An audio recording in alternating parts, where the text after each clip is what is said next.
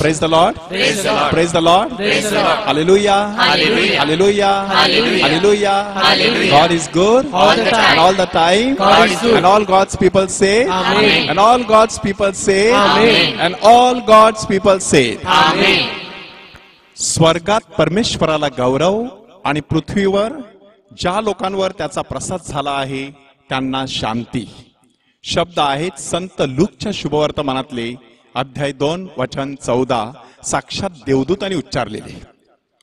ख्रिस्तात माझ्या प्रिय बंधू भगिनींनो, नाताळचा दिवस गाईचा गोठा पाहण्यामध्ये गुंग असलेला एक बालक, त्याचे वडील त्याला त्या गोठ्यामधील वेगवेगळ्या पात्रांची ओळख करून देत होते आणि अचानक आकाशामध्ये घरघर ऐकू आली.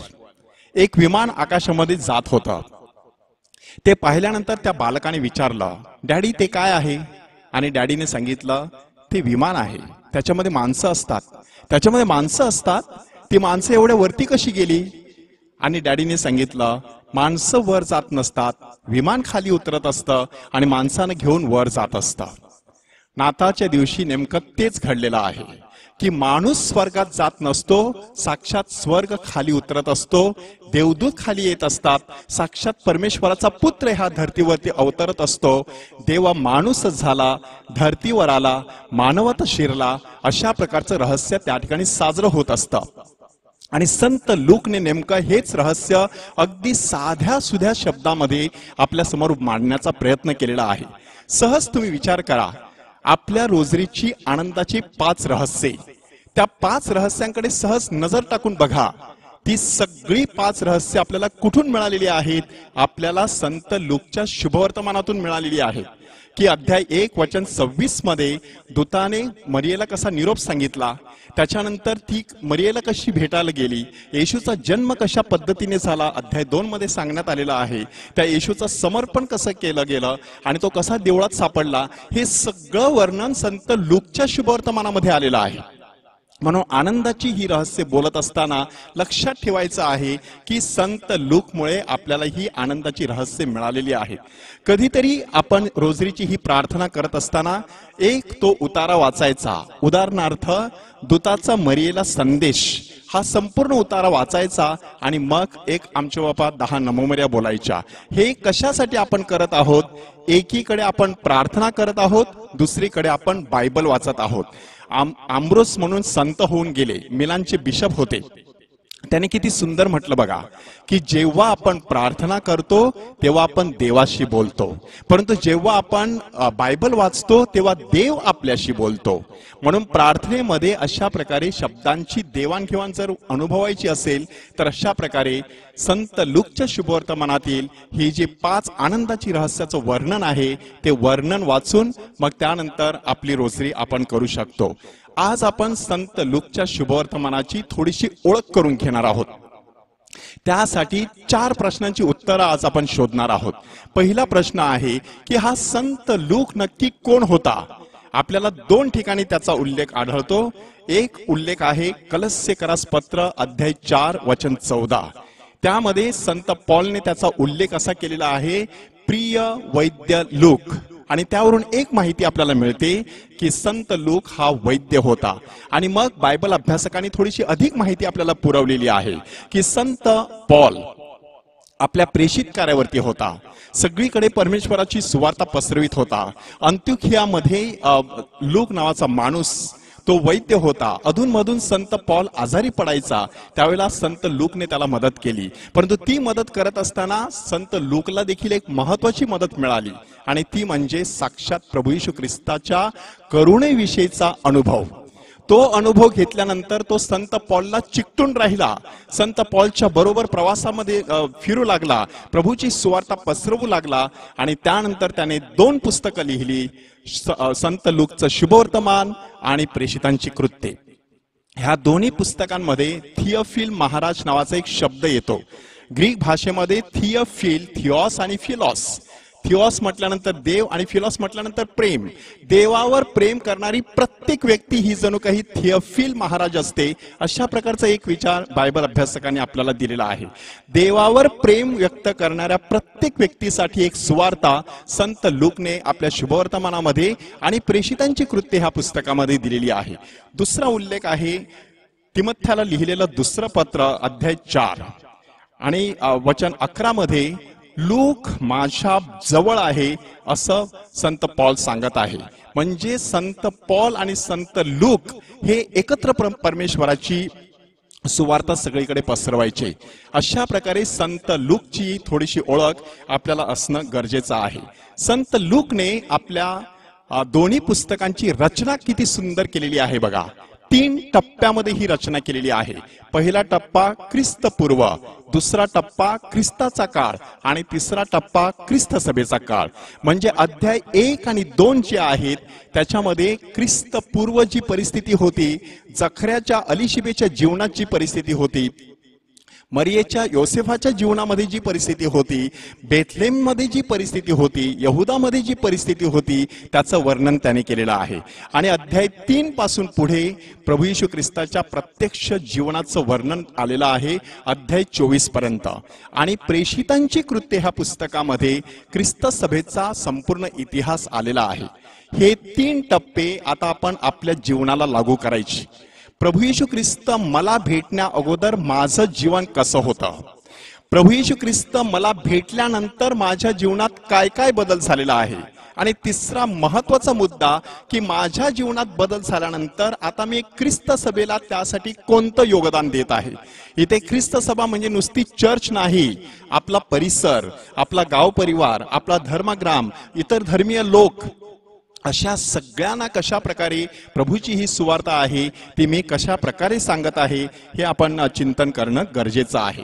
पहिला प्रश्न आपण आता त्याचं उत्तर दिलेलं आहे की संत लूक कोण होता. एक वैद्य होता, संत पॉलचा सहकारी होता. त्याचबरोबर संत लूक हा चांगला इतिहासकार होता. संत लूकचं पवित्र मरीवरती खूप प्रेम होतं. त्याने स्वतःच्या हाताने पवित्र मरीचं चित्र काढल्याचं काही इतिहासकार आपल्याला सांगत असतात. म्हणजे अशा प्रकारे अतिशय करुणेने भरलेला प्रेमळ असा माणूस संत लूक अंत्योखिया येथील एक परराष्ट्रीय माणूस होता. त्याला सुवार्ता मिळाल्यानंतर तो ख्रिस्ती झाला आणि मग त्याने ठरवलं परराष्ट्रीयांना समजेल अशा भाषेत सुवार्ता लिहायची, आणि त्यासाठी त्याने हे शुभवर्तमान लिहिलेलं आहे. दुसरा प्रश्न आता आपण विचारत घेत आहोत, कोणासाठी त्याने हे शुभवर्तमान लिहिलं. आत्ताच आपण ऐकलेलं आहे की परराष्ट्रीय ख्रिस्ती लोकांसाठी, अंत्योखिया येथे जी मंडळी होती त्यांच्यासाठी त्याने हे शुभवर्तमान लिहिलेलं आहे. आपण जर प्रेषितांची कृत्ये अध्याय 13 वचन 46 ते 50 ह्यांचं वाचन केलं तर आपल्याला समजेल की प्रथम यहुद्यांना सुवार्ता सांगण्याचा संत पॉल आणि त्यांचे सर्व सहकारी, आरंभीचे सर्व प्रेषित यांनी खूप प्रयत्न केला, परंतु यहुदांनी ती सुवार्ता व्यवस्थितपणे स्वीकारली नाही. आणि म्हणूनच त्यांनी निर्णय घेतला की आपल्याच लोकांना सुवार्ता सांगण्याचं अगत्य होतं, त्याने आता स्वीकारली नाही, आपण आता परराष्ट्रीयांकडे वळूया. आणि परराष्ट्रीयांनी त्यांचं मोठ्या आनंदाने स्वागत केलं. जसा यहुद्यांना, यहुदी ख्रिस्ती लोकांना बाप्तिस्मा मिळाला आणि पवित्र आत्मा मिळाला, तसाच परराष्ट्रीयांना देखील अनुभव यायला सुरुवात झाली. अशा सगळ्या परराष्ट्रीय लोकांसाठी संत लूकने आपलं शुभवर्तमान लिहिलेलं आहे. म्हणूनच तो आपलं लेखन करत असताना काही गोष्टींचं भान ठेवतो. पहिली गोष्ट म्हणजे संत लूक गोष्टी रूपाने संपूर्ण शुभवर्तमान लिहितो. कारण हे परराष्ट्रीय आहेत, त्यांना कुठल्याही प्रकारची पार्श्वभूमी नाही, त्यांनी नव्याने आपल्या धर्मामध्ये प्रवेश केलेला आहे. म्हणून त्यांच्या कोमल नाजूक अशा परिस्थितीचं तो भान ठेवतो आणि अतिशय साध्या सोप्या भाषेमध्ये गोष्टी रूपाने प्रभू येशू ख्रिस्ताचं शुभवर्तमान सादर करतो. त्यानंतर दुसरी गोष्ट तो टाळतो ती म्हणजे यहुदी सणवार आणि नियमावली ह्यांची माहिती. तो फारशी ही माहिती द्यायला बसत नाही, जसं संत मार्क करतो किंवा संत मत्तईने आपल्या संपूर्ण शुभवर्तमानामध्ये बऱ्याच वेळेला यहुदी विचारसरणीचा, यहुदी रीतिरिवाजांचा उल्लेख केलेला आहे. त्या शुभवर्तमानाची सुरुवातच वंशावळीने झालेली आहे, परंतु लूकने आपली वंशावळ जी आहे ती फक्त अब्राहमापर्यंत मर्यादित ठेवली नाही, ती त्याने आदामापर्यंत मागे नेलेली आहे. त्याद्वारे कोणता संदेश दिलेला आहे की ख्रिस्ती धर्म म्हणा, परमेश्वराची सुवार्ता म्हणा, फक्त यहुदी लोकांपुरता मर्यादित नाही, ती संपूर्ण जगभरच्या मानवजातीसाठी उपलब्ध आहे. हा संदेश त्याने देण्याचा प्रयत्न केलेला आहे. म्हणून तो यहुदी नियमावली आणि तसे शब्द टाळतो. त्यानंतर तिसरी गोष्ट तो टाळतो म्हणजे परराष्ट्रीयांना वाईट वाटेल असं काहीच तो आपल्या शुभवर्तमानामध्ये लिहत नाही, किंवा इतर शुभवर्तमानामध्ये असेल तरी आपल्या शुभवर्तमानात त्याचा उल्लेख करत नाही. एक साधं उदाहरण, येशूने कनानी स्त्रीला सांगितलं की घरच्या मुलांची भाकर कुत्र्या पुढे टाकणं योग्य नाही. त्यामुळे जणू काही कोणता संदेश मिळाला, प्रभू येशू ख्रिस्ताने त्या कनानी स्त्रीला कुत्रा म्हटलं सारखं दिसलं. अतिशय हृदयाला वाईट वाटेल, खेद वाटेल, दुःख वाटेल अशा प्रकारचं ते चित्र. पण तेच चित्र नेमकं हा लूकच्या शुभवर्तमानामध्ये आपल्याला कुठेच वाचायला मिळत नाही. मुद्दाम लूकने जणू काही ते टाळलेलं आहे. कशासाठी?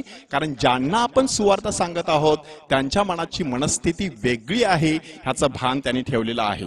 ह्यावरून आता आपल्याला स्वतःसाठी काहीतरी शिकायचं आहे. महत्वाची गोष्ट जी आपल्याला शिकायची आहे म्हणजे की ज्या वातावरणामध्ये मी राहतो, ज्या लोकांबरोबर मी जीवन जगत असतो, त्या लोकांच्या जीवनाचा मी विचार केला पाहिजे. त्यांच्याविषयी मी संवेदनशील राहिलं पाहिजे. त्यांच्या जीवनामध्ये मी अडथळा ठरेन अशा प्रकारे माझ्या हातून काही घडता कामा नये. माझी सुवार्ता त्यांना सांगताना भाषा सोपी असली पाहिजे, व्यवस्थितपणे त्यांना समजेल आणि बोजड होणार नाही ह्याचा विचार मी केला पाहिजे. हे आपल्याला ह्यामधून शिकायला मिळतं. तिसरी महत्वाची गोष्ट किंवा तिसरा प्रश्न आता आपण विचारात घेत आहोत की संत लूकच्या शुभवर्तमानाची रचना कशी आहे. संत लूकने आपलं शुभवर्तमान एकूण 6 भागामध्ये सादर केलेलं आहे. पहिला भाग अध्याय 1 आणि 2, त्यामध्ये येशूचं बालपण आपल्याला वाचायला मिळतं. त्यानंतर अध्याय 3 आणि 4 मध्ये प्रेषित कार्याची तयारी, त्यामध्ये येशूचा बाप्तिस्मा आणि त्याचे अरण्यातील परीक्षा ह्याचं वर्णन आलेलं आहे.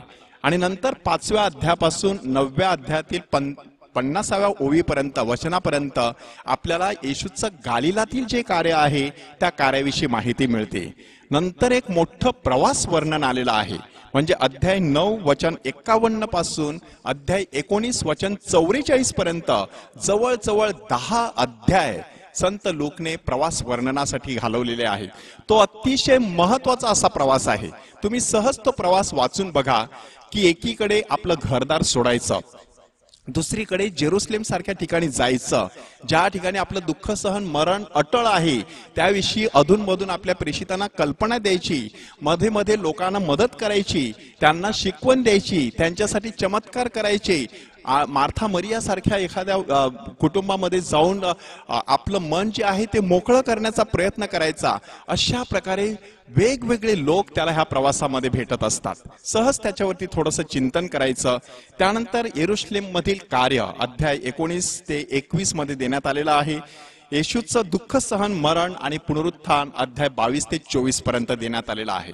6 भाग आपल्याला दिसत आहेत, पण त्याच्यामध्ये एक महत्वाचं वैशिष्ट्य आता दडलेलं आहे की येशूचं गालिलातील कार्य, येशूचा प्रवास आणि येशूचं येरुशलेम मधील कार्य ह्याच्यामध्ये 7 वेळा भोजनाचा उल्लेख आलेला आहे. त्या 7ही वेळा जो भोजनाचा उल्लेख आलेला आहे त्याच्यामध्ये काहीतरी विशेष दडलेला आहे. पहिला उल्लेख आहे लेवी किंवा मत्तय, ह्याला जेव्हा येशू बोलावतो त्यानंतर लेवीने मोठी भोजनावळ दिली आणि त्या मेजवानीसाठी येशू स्वतः उपस्थित राहतो. म्हणजे माणसाच्या परिवर्तनानंतर परमेश्वर जो आनंद साजरा करत असतो त्या आनंदाचं ते छोटंसं प्रतीक आहे. त्यानंतर एका शिमोन परुषाच्या घरी तो भोजनात जातो. त्या ठिकाणी एक पापी स्त्री येते. हा प्रसंग अध्याय 7 वचन 36 ते 50 मध्ये वर्णन करण्यात आलेला आहे. तिथे देखील पुन्हा एकदा संदेश कोणता? ज्यांच्या पापांची क्षमा झालेली आहे तो नक्कीच परमेश्वरावरती प्रेम करतो. ज्यांच्या जास्त पापांची क्षमा झाली असेल तो जास्तच प्रेम करत असतो. असा संदेश भोजनाच्या वेळेला येशू त्या ठिकाणी देतो. नंतर 5000 लोकांना तो भोजन देऊन आपण स्वर्गातून उतरलेली जिवंत भाकर आहोत हे स्पष्ट करतो. मार्था मरिया ह्यांच्या घरी तो भोजनासाठी जातो आणि त्या ठिकाणी एक महत्वाचा संदेश की माणूस कदाचित भाकरीचा भुकेला असेल, परमेश्वर भक्तीचा भुकेलेला आहे. म्हणून मार्था ही स्वयंपाक करण्यामध्ये बिझी असते, मरिया मात्र येशूच्या चरणापाशी बसून त्याचं ऐकत असते. त्यानंतर मेजवानीचा दाखला त्यांनी दिलेला आहे. आमंत्रित पाहुणे कशा प्रकारे महत्वाची आसनं निवडतात ते बघितल्यानंतर त्याने मेजवानीचा दाखला दिलेला आहे. जक्कईचं परिवर्तन झाल्यानंतर तो जक्कईच्या घरी देखील मेजवानीला जाऊन बसतो आणि हा सगळ्यांचा कळस आहे येशूने घेतलेलं अखेरचं भोजन. आणि त्या भोजनामध्ये त्याने सांगितलेलं आहे, ही जी भाकर खाता, हा जो द्राक्षाचा प्याला तुम्ही पिता, ते माझं शरीर आणि रक्त आहे. संपूर्ण 7 भोजनाद्वारे एक महत्वाचा संदेश की भोजनाची आपल्या कुटुंबातील जी वेळ असते ते अतिशय नाजूक अशी वेळ असते, ती अतिशय संवेदनशील अशी वेळ असते. म्हणून आपण जेवणाच्या वेळेला कसे वागतो ते आपण तपासणं गरजेचं आहे. त्या भोजनाच्या वेळेला साक्षात परमेश्वर आपल्या घरामध्ये उपस्थित असतो. अन्नाच्या रूपाने म्हणा, एकमेकांच्या रूपाने म्हणा, गुप्त रूपाने म्हणा, परमेश्वर आपल्यामध्ये उपस्थित असतो. म्हणून त्या भोजनाच्या वेळेला अंतर्यामी परमेश्वराचे गुणगौरव करायचे, एकमेकांविषयी संवेदनशीलता बाळगायची आणि त्या भोजनाचा चांगला आस्वाद घ्यायचा. म्हणून माझ्या जीवनामध्ये ज्या वेळेला मी भोजन घेत असतो त्या वेळेला मला परमेश्वराची आठवण कशी करता येईल त्याच्यावरती चिंतन होणं गरजेचं आहे. चौथा प्रश्न आपण ह्या शुभवर्तमानाचा आता विचारात घेत आहोत आणि तो म्हणजे ह्या शुभवर्तमानाची वैशिष्ट्ये. संत लूकच्या शुभवर्तमानामध्ये काही गोष्टी अशा आहेत की ज्या आपल्याला इतर शुभवर्तमानामध्ये दिसत नाहीत. त्यातील एक महत्वाची गोष्ट म्हणजे पवित्र आत्म्याचा आलेला उल्लेख. ह्यावरती आपण एक खास टीचिंग किंवा टॉक लवकरच ऐकणार आहोत. पवित्र मरिया हिच्याविषयीचं आलेलं वर्णन, त्याविषयी देखील एक टॉक आपण ऐकणार आहोत. त्यानंतर हे शुभवर्तमान प्रार्थनेचं शुभवर्तमान आहे, त्याच्यावर देखील आपण लवकरच एक टॉक ऐकणार आहोत. गोरगरिबांविषयी, परराष्ट्रीयांविषयी येशूला जो कळवळा येतो त्याचं वर्णन ह्या शुभवर्तमानामध्ये आलेलं आहे. आनंद हा विषय अगदी सुरुवातीपासून जखऱ्याला सांगतानाच देवदूत त्याला सांगतो, त्याच्या जन्माने तुला आनंद होईल आणि सर्व जगास आनंद होईल अशी मोठी सुवार्ता मी तुम्हाला सांगतो. अशा शब्दात देवदूत मेंढपाळांना ती बातमी देतो. आणि आनंद हा विषय कितीतरी वेळेला ह्या शुभवर्तमानात आलेला आहे. आणि आज हा शब्द 6 वेळा आलेला आहे. म्हणजे जेव्हा येशूचा जन्म झाला तेव्हा देवदूताने मेंढपाळांना सांगितलं, आज दाविदाच्या घराण्यात तुमच्यासाठी तारणारा जन्माला आलेला आहे. येशूने नाझरेत येथील सभास्थानामध्ये प्रवचन दिल्यानंतर आज हा शास्त्रलेख पूर्ण झालेला आहे असं म्हटलं. त्यानंतर येशूने चमत्कार वगैरे केल्यानंतर लोकांनी सांगितलं, आज आम्ही विलक्षण गोष्टी पाहिलेल्या आहेत. किंवा जक्कईच्या घरी गेल्यानंतर येशूने जाहीर केलं, आज ह्या घराण्याला तारण प्राप्त झालेला आहे. आणि क्रुसावर टांगलेल्या उजव्या हाताकडील चोराला सांगितलं, आज तू माझ्याबरोबर सुखलोकात असशील. आणि अम्माऊसच्या रस्त्यावरती असलेल्या 2 शिष्यांनी येशूला सांगितलं, ह्या सगळ्या घटना घडल्याला आज 3रा दिवस आहे. आज हा शब्द अत्यंत महत्वाचा शब्द, तो फक्त आपण वेळेच्या, टायमाच्या आणि घड्याळाच्या दृष्टिकोनातून पाहायचा नाही, तर परमेश्वराच्या उपस्थितीत घालवलेला प्रत्येक क्षण हा जणू काही आज असतो. त्याला काल नसतो आणि त्याला उद्या नसतो, त्याला फक्त आजच असतो.